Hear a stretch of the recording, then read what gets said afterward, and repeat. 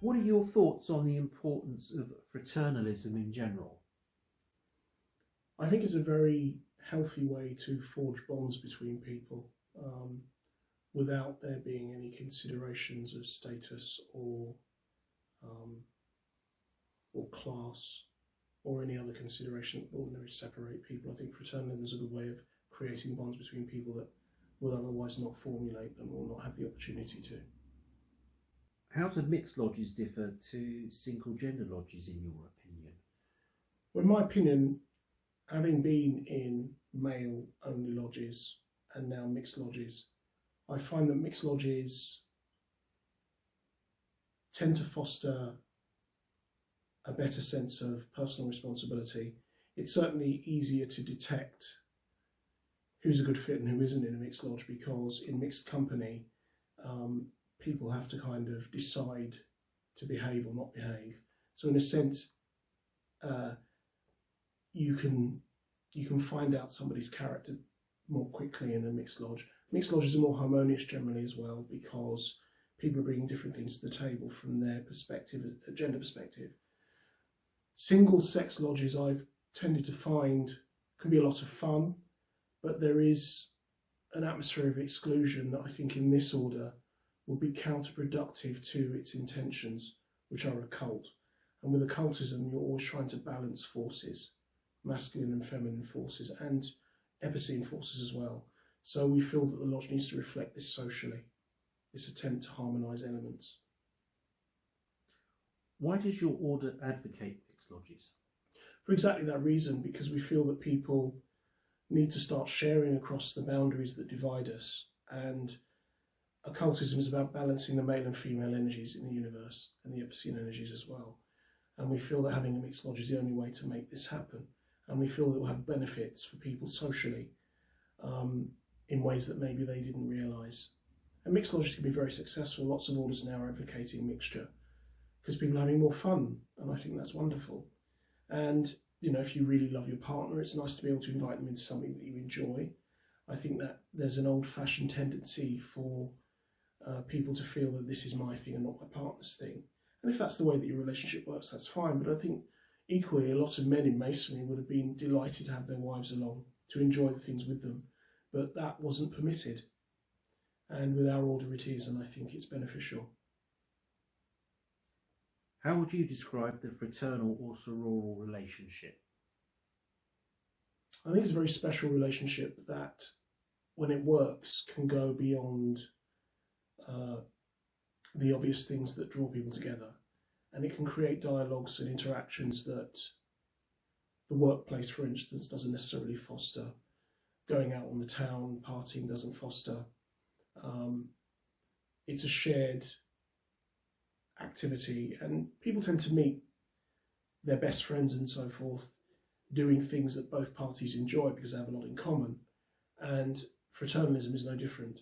But what it does add to that is a kind of a mysterious quality, a formal quality, that gives people a better sense of their boundaries and their potential, so that it's not as limited as just, for instance, going to a pottery class and meeting people who love pottery. It's a much broader church than that of interest, and it unites people that you ordinarily wouldn't think you had anything in common with, and you might discover that you do.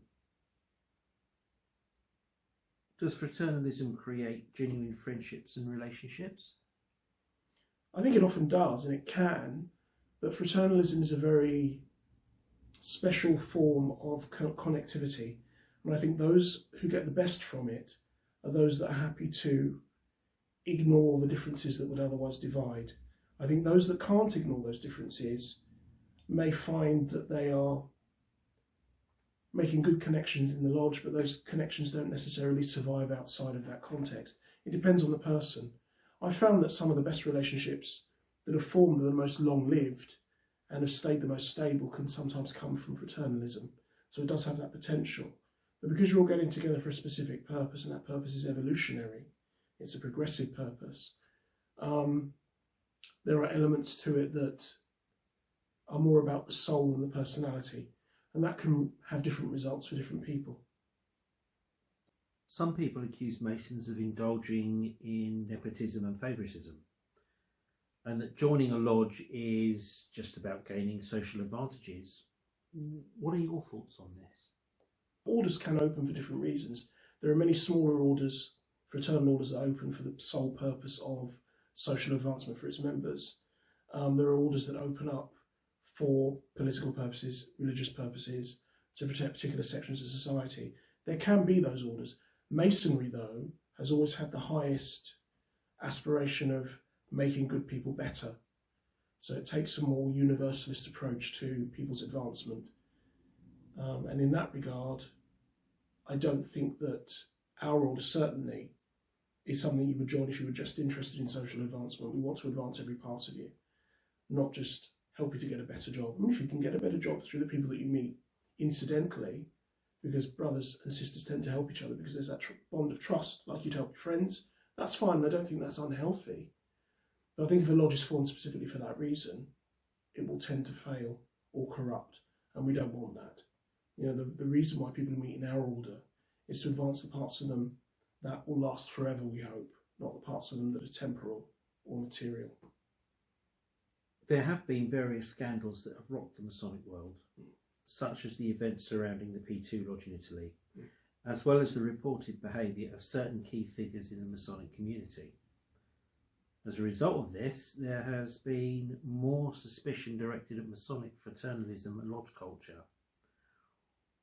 What do you feel an order should do to prevent this sort of trouble? Well, I think there needs to be more accountability for what you're practicing. To a degree, I think you need to be clear on your boundaries and on your intentions. Our approach to that, and I can only really speak for our approach, is to be non-political and non-religious.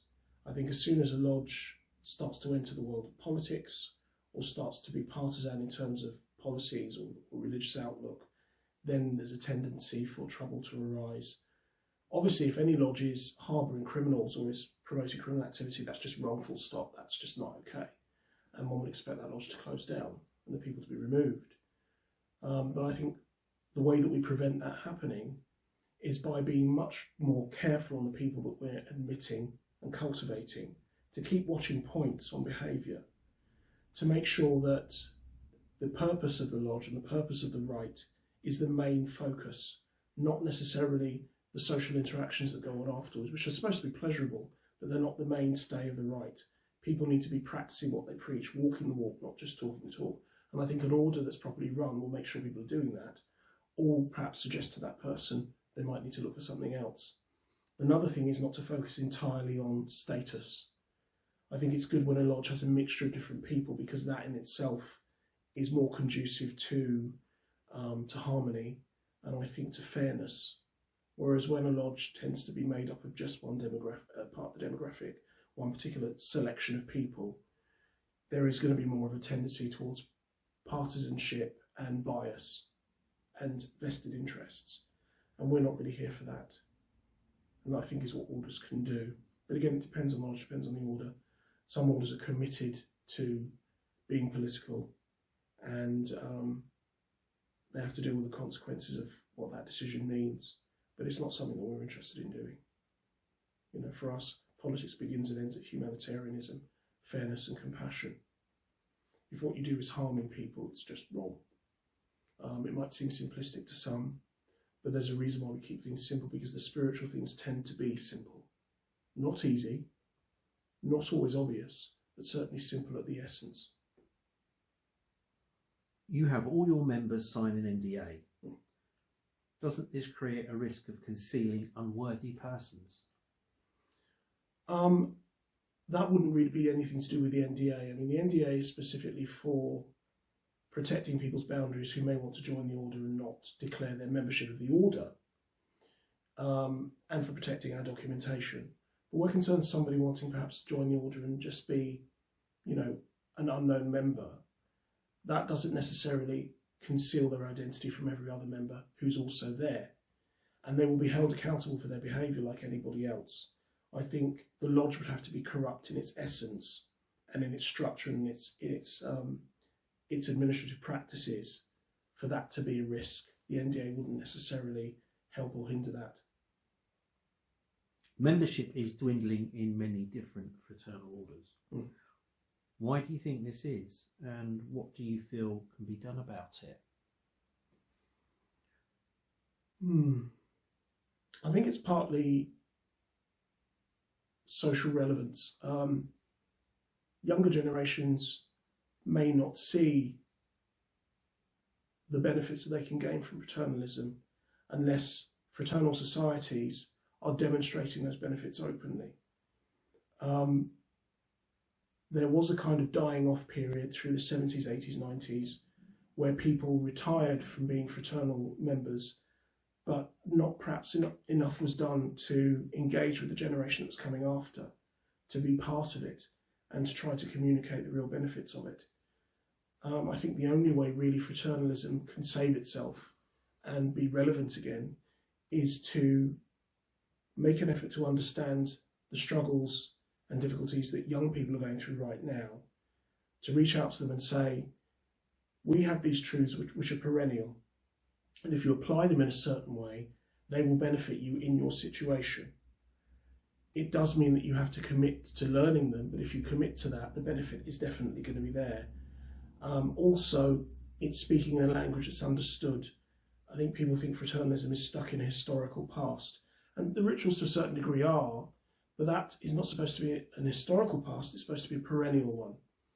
The parts that are preserved should be those parts which are always and eternally relevant to human experience. Everything else should be subject to change, as long as it doesn't ruin the nature of the ritual. So it depends, I think, on how people are having these things communicated to them.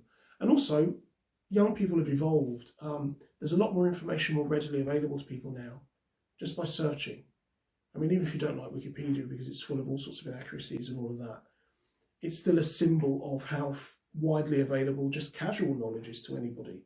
This means that younger people don't feel that they have to strive as hard to find essential things out. What I think needs to be communicated to them is that fraternalism and the knowledge that's communicated isn't just about fact gathering. It's about the exercise of particular techniques. And some of these can't be gleaned just from the written word or just from pictures.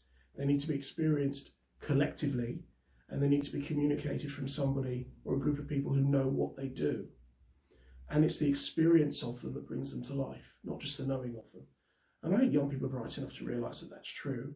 What they don't want is to be stuck in a lodge with people who are trying to indoctrinate them into old ways of seeing the world that they feel don't relate to them or they feel we've moved past. I don't blame them.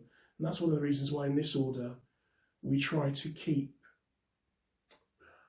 relevant by being fair to everybody, by looking after things like equality, diversity and inclusion, making sure that we're being held accountable for how we treat each other and that we're aware of what the society that we're operating in requires. I think if every fraternal order did that, they wouldn't lose so many people and they'd probably gain more people. What would you say is the future of fraternalism? I think the desire to be part of a fraternity is a natural human tendency. People like being parts of groups, of clubs, of societies, of sharing things with each other that all the people have in common. They share a common goal, they have a common intention. And fraternalism is a very, very good structure for that. It supports it whilst protecting the members from the worst extremes of cultism or cult of personality or partisanship. And I think when people realise fraternalism offers that, it will survive naturally in the hearts of those that feel it's something worth committing to. But again, people have to realise what we offer, we have to share that and be more open, and we have to wait and let them vote with their feet. Thank you, Grandmaster.